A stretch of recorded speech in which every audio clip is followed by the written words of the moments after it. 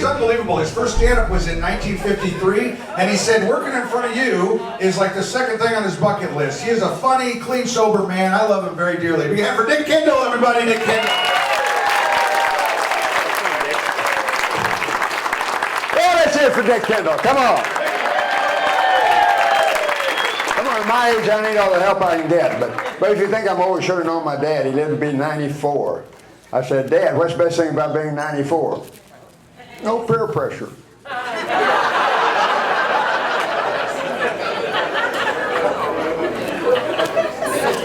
You know, the people that are still drinking, I have to explain that one. When you're 94, your peers are dead, okay? No, Dad's a great guy. He's always doing things for other people. He's driving until he was 93, not with me in the car. But he always had time for coupons. He didn't want to get behind at the grocery store. In fact, one time it was my wife, my anniversary. He looks over at me and he says, Dick, I know this is a special occasion for you. We want to take you someplace really nice, and I want you to choose. Pick any coupon you want. So I thought I'd kid him. I said, Dad, you're not going to die till you find a coupon on a funeral. My mother says, well, I sure hope it's not buy one, get one free. Well, let me tell you a little about myself. I am a veteran.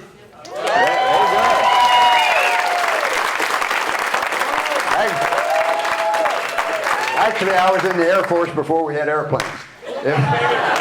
We just sat around thinking up all the cool stuff we'd do with them as they already got invented. No, we had airplanes, but I flew a typewriter. I was on the base newspaper. The only time I was ever in any danger is when I took that picture of the general with his secretary, and I got promoted to sergeant.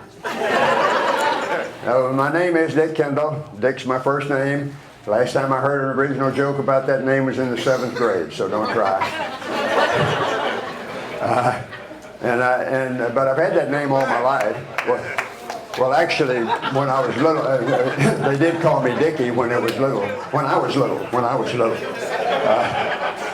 And people are trying to call me Dickie now, but I've got Viagra.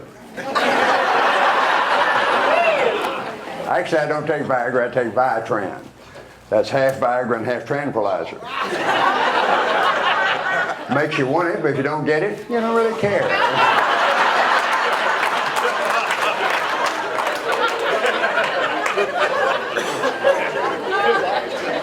Well, I do take advantage of my name. They give us bottled water back in the green room. I just write Dick Water on the side of my name.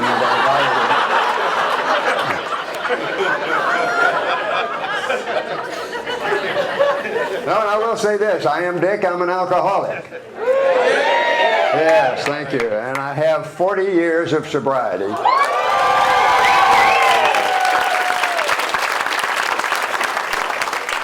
I'm not proud, I'm just grateful. Because if left to my own devices, I wouldn't be here. But to prove it, I have a solid gold, 14-karat, solid gold plated chip. It was given to me by one of the guys I sponsor. I tell the people I sponsor they don't have to give me nice gifts just to say sober, but why take a chance?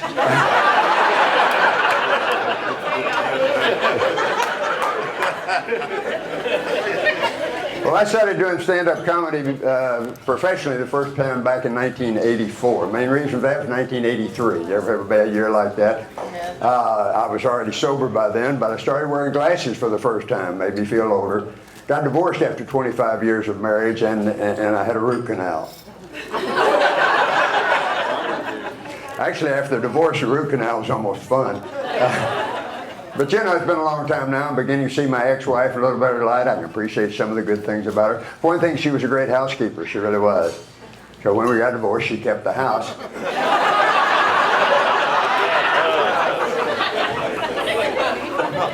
But I think the worst thing about being single at middle age is learning to date all over again after 25 years. And I want you to know I was a gentleman about it. I was not looking for a slam bam, thank you ma'am type relationship.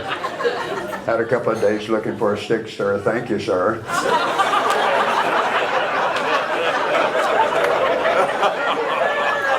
But I tried everything in the dating game. I tried dating younger women, but I got tired of explaining World War II to my buddies. But I had one night, bless her heart, she really tried. She asked questions like, who won? And I couldn't remember. So I lied and said Argentina. And then you go, and when you're single and middle-aged, you go to the singles bar. Don't go to the place. They got a language all their own. They always ask you what your sign is. I'm a Pisces with Gemini rising. Gemini's the twin, so I'm playful. Pisces a fish, so I swim with the flow. How about you?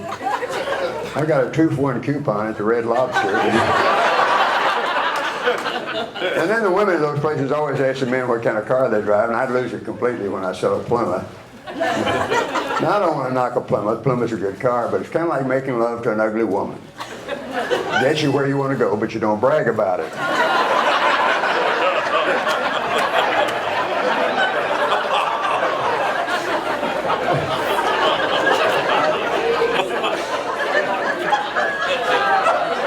Every now and then somebody gets offended at that, and I'm never sure whether it's a Plymouth driver or an ugly woman. Or an ugly woman drives a Plymouth, for God's sake. No, my career's been going pretty good, though. I got back into comedy, dropped out for a while, got back into it about 10 years ago. I've been to Las Vegas. You can see me on that new TV show, The Last Comic Breathing. And I've done cruise ship comedy. How many have been on cruises? By applause, let's hear it.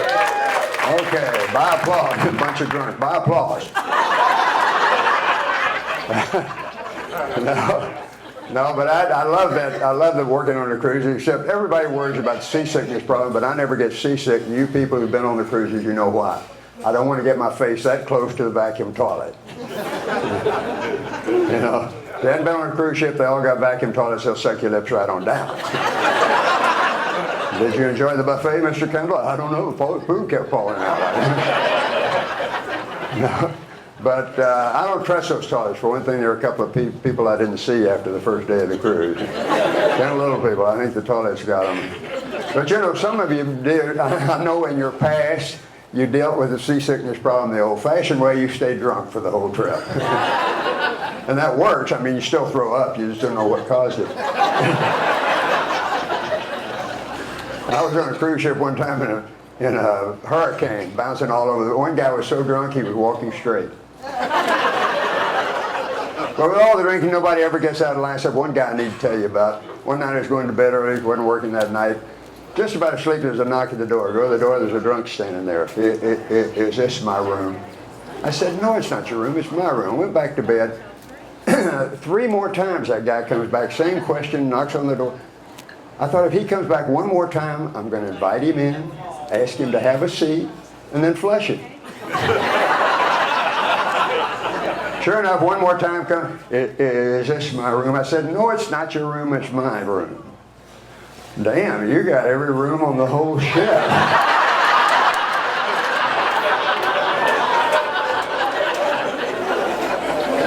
And some of you, I'm sure, can relate to that from both sides of the door, like I used to. But of course, as you know, I don't drink anymore.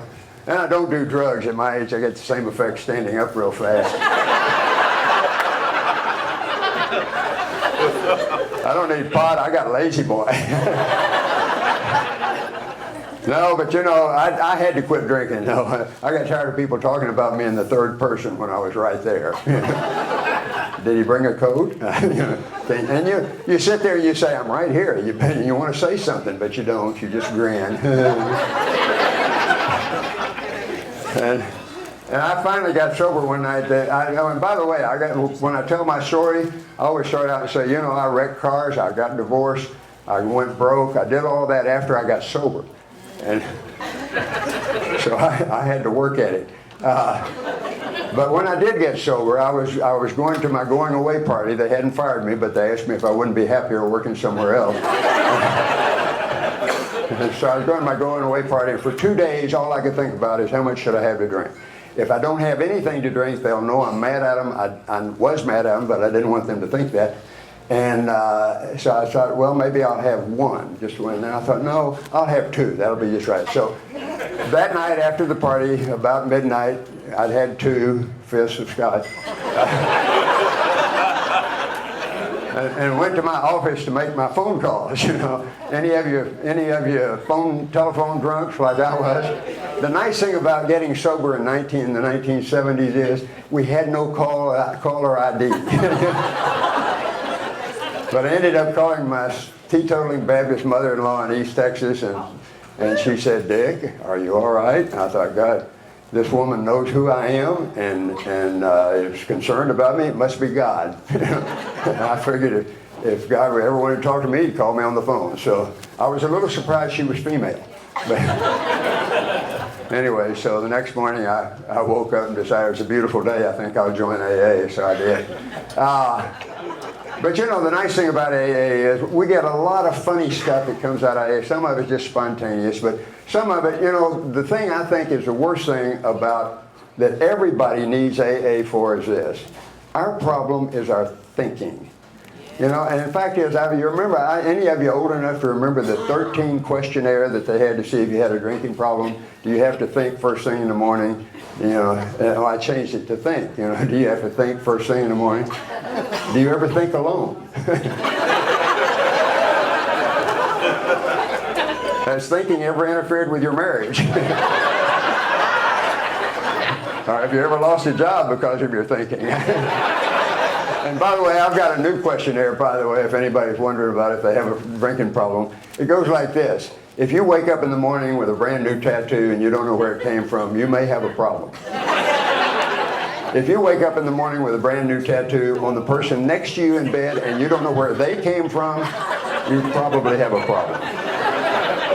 You wake up naked, chained to a goat, you got a problem.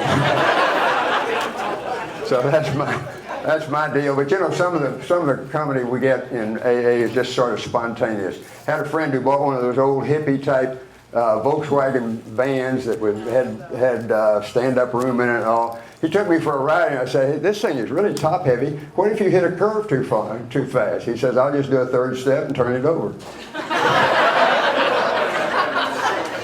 And one of my favorites, I was holding a meeting. I was leading a meeting one night, and this lady holds up her hand. She says, "Dick, I've been sober 6 months. And last night, to celebrate that, my friend took me to the old bar where we used to drink.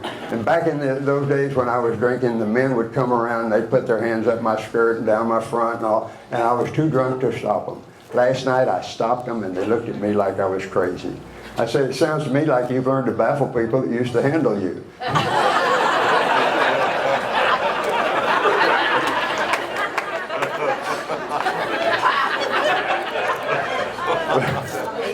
But I never want to forget this. This is a serious disease we've got. And so I just want to leave you with this one. If you die of cancer, everybody sends you flowers. They fill up the church. They say nice things to your wife. You die of alcoholism, the only person that shows up for your funeral is one Al-Anon, and she's just there to make damn sure you're dead. So I'm not going for an early funeral, but I certainly want to have a good one when I get there. Thanks so much. I'm Dick Kendall.